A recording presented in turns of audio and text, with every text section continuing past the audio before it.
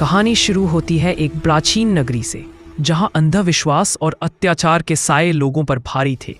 लेकिन उसी नगरी में जन्मा एक ऐसा वीर जिसका लक्ष्य कभी चूका नहीं, धनुर्धर। बचपन से ही लोग उसे कमजोर समझते थे, पर उसने हार मानना कभी नहीं सीखा।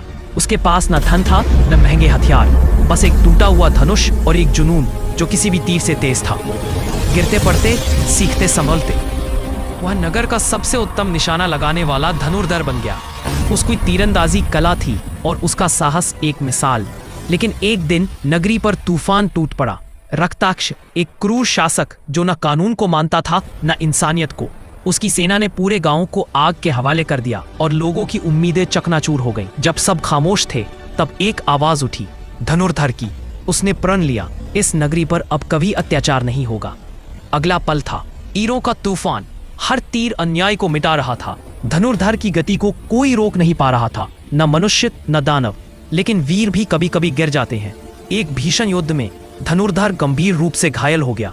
नगरी को लगा सब कुछ समाप्त। तभी उसकी जिंदगी में आई वैदेही। न उसके पास कोई हथियार था, पर उसका विश्वास किसी भी शस्त्र से अधिक तेज था।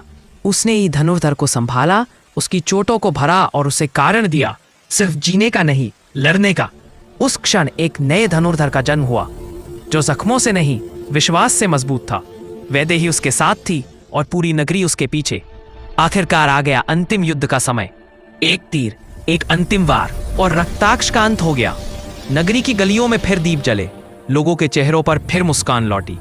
धनुर्धर को मिला वह सम्मान जो किसी राजसी सिंहासन से बड़ा था, लोगों का प्यार। और वैदेही, जो कभी उसकी शक्ति थी, आज उसकी जीवन साथी बन गई। यह सिर्फ एक वीर की कहानी नहीं, यह साहस, विश्वास और प्रेम की जीत की कहानी है। यह है धनुर्धर, वह जो कभी नहीं चूकता, वह जो कभी हार नहीं मानता। तीर उसका शस्त्र है और इंसानियत उसका धर्म।